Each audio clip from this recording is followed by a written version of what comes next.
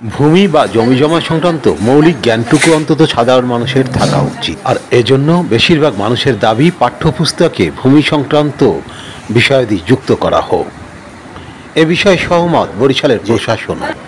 এই বিষয়ে নামজারি অনলাইনে করার বিষয়ে বেশ কিছু টিউটোরিয়াল ভূমি মন্ত্রণালয় থেকে ইউটিউবে আছে। সেখান থেকে দেখে আবেদনকারী দেখা যায় অনেকেই কিন্তু ইউটিউব ব্যবহার করতেই জানেন না বা ইউটিউবটার সাথে সম্পৃক্ত না। সেক্ষেত্রে আবেদনের ক্ষেত্রে আমাদের সরকারিভাবে বেসরকারি পর্যায়ে লোক নিয়োগের একটা কার্যক্রম চলছে আর কি, যেখানে ভূমি মন্ত্রণালয় থেকে লাইসেন্স প্রাপ্ত বলা যায় যে তাদেরকে দিয়ে কম খরচে আবেদনের ব্যবস্থা করানোর প্ল্যান সরকার করছে।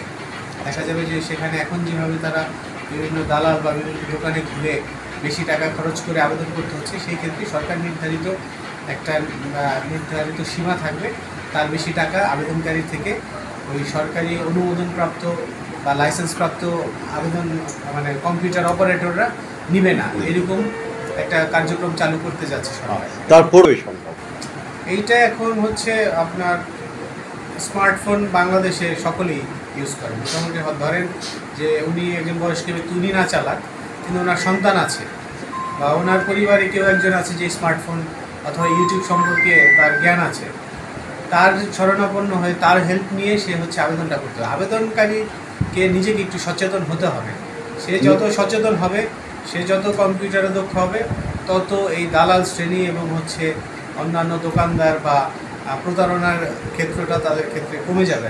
আপনি একজন কর্মকর্তা হিসেবে আপনি কি মনে করছেন? আমার ক্ষেত্রে হচ্ছে যার নামজারি সংক্রান্ত যে কোনো সমস্যা, সে যদি আবেদন করতেও না পারে, আবেদন করতেও তার যদি সমস্যা হয়, সে আমার কাছে চলে আসবে। আমি আমার এখানে আমার আবেদন করে দেওয়া যদিও আমার কাজ না, তারপরে আমাদের এখানে লোকজন যারা আছে এক্সপার্ট, আমাদের কম্পিউটার অপারেটর আছে, তাদের মাধ্যমে আমরা সীমিত পর্যায়ে যতটুকু হেল্প করা যায়, একেবারেই যে না পারে তার জন্য আমরা আছি। জি, আপনারা কি মনে করেন এই বক্তব্যে? আপনারা সহমত? ধন্যবাদ আপনাদের। জি, ভূমি সংক্রান্ত বেশিরভাগ কাজই ইদানিং হচ্ছে অনলাইনের মাধ্যমে, আর এক্ষেত্রে প্রতারণার শিকার হচ্ছেন সাধারণ গ্রাহক। বেশিরভাগ গ্রাহকদের অভিযোগ, সার্ভেয়ার ও কম্পিউটার অপারেটর সহ এক শ্রেণীর দালালরা তাদের প্রতারণায় ফেলছেন। গত ৩ মার্চ নলছিটি উপজেলা সহকারী ভূমি কমিশনারের কার্যালয়ে এর কিছুটা প্রমাণও মিলে। তবে শুনানি চলাকালে সহকারী কমিশনার ভূমি নুসরাত জাহানের কাজের ভূয়সী প্রশংসা করলেন স্থানীয়রা। ঝালকাঠি জেলার নলছিটি উপজেলার সহকারী কমিশনার ভূমি নুসরাত জাহান নিজেও মনে করেন জমি সংক্রান্ত বিষয় পাঠ্য বইয়ে লিপিবদ্ধ থাকা খুবই জরুরি। ৫ মার্চ বুধবার বরিশাল সদর উপজেলা সহকারী ভূমি কর্মকর্তার কার্যালয়ে এসে দেখা গেল সেখানে তখন শুনানির প্রস্তুতি চলছে। বেশিরভাগ গ্রাহক এসেছেন অনলাইনে আবেদনের মাধ্যমে, আর অনলাইনে আবেদন করতে যেয়ে প্রতারণারও শিকার হয়েছেন অনেকেই। এখানেও কানুনগো রুহুল আমিন জানালেন পাঠ্য বইয়ের প্রয়োজনীয়তা। অনলাইন সিস্টেমে মূলত আমাদের দেশের সাধারণ লোকজন যেটা নিজেরা অনলাইন চালাইতে না পারার কারণে তাদেরকে সাহায্য করার জন্য তার একজনের কাছে যাইতে হয়, হয় কম্পিউটার দোকানে যায় অথবা অনলাইনে অভিজ্ঞ একজন লোকের কাছে যায়। তখন দেখা যায় যে সাধারণ লোকজনকে তারা এই বিপদে ফেলায়, তাদের কাছ থেকে টাকা পয়সা নেয়, বেশি বেশি বেশি নিয়ে নেয় এবং তাদেরকে সমস্যার মধ্যে ফেলাই দেয় আর কি। ফেলাই দেখা যায় দালাল শ্রেণীর লোক আর কি।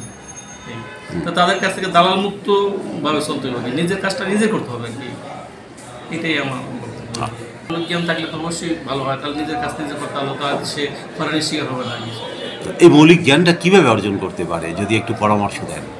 এইটা মৌলিক জ্ঞান তো আমাদের দেশের জাতীয়ভাবে তো আমাদের বই পুস্তকে পড়ায় না, ভূমি সংক্রান্ত বিষয়ে তো কোনো বই নেই, কোনোই নেই।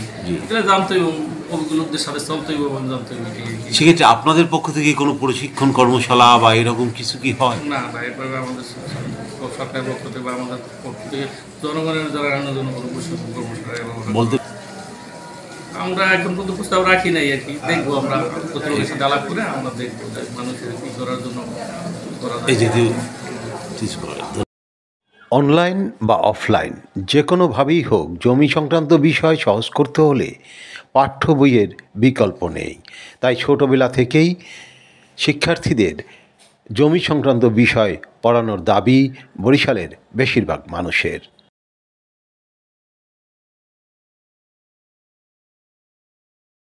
আরিফ আহমেদ, বরিশাল।